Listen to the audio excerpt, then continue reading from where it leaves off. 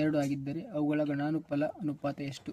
ಅಂದ್ರೆ ಒಂದು ಸಿಲಿಂಡರ್ ಐತಿ, ಆ ಸಿಲಿಂಡರ್ದಂದ್ರೆ ಸಿಲಿಂಡರ್ ಗಣಾನುಪಾಲ ಅಂದ್ರೆ πr²h. ಸೂತ್ರ ಇದೊಂದು ಸೂತ್ರ. ಅಂದ್ರೆ ಸದ್ಯ ತ್ರಿಜ್ಯ ಕೊಟ್ರೆ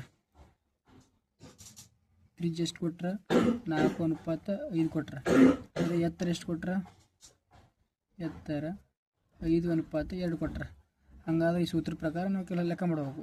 ಅಂದರೆ ಪೈ ಅಂದರೆ ಪೈ ಇಂಟು ಇಲ್ಲಿ 22/7 ಹಚ್ಚಂದ್ರೆ ನಡಿತೈತಿ. r² ಅಂದರೆ ತ್ರಿಜ್ಯ ಅಂದರೆ 4 ಸ್ಕ್ವೇರ್ ಇಂಟು ಎತ್ತರ 5 ಕೊಟ್ರೆ, ಮತ್ತು 5 ಇಂಟು r² ಅಂದರೆ 5 ಕೊಟ್ರೆ 5 ಸ್ಕ್ವೇರ್ ಇಂಟು ಎತ್ತರ 2 ಕೊಟ್ರೆ. ಅದೇ ಸ್ಕ್ವೇರ್ ಅಂದ್ರೆ 5 ಇಂಟು 16 ಇಂಟು 5, 4 ಸ್ಕ್ವೇರ್ 16 ಆಗುತ್ತೆ. 5 into 5 square 25 into 2, 5 ಒಂದ್ಲಿ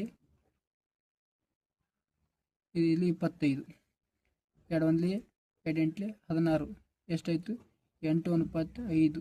option C answer.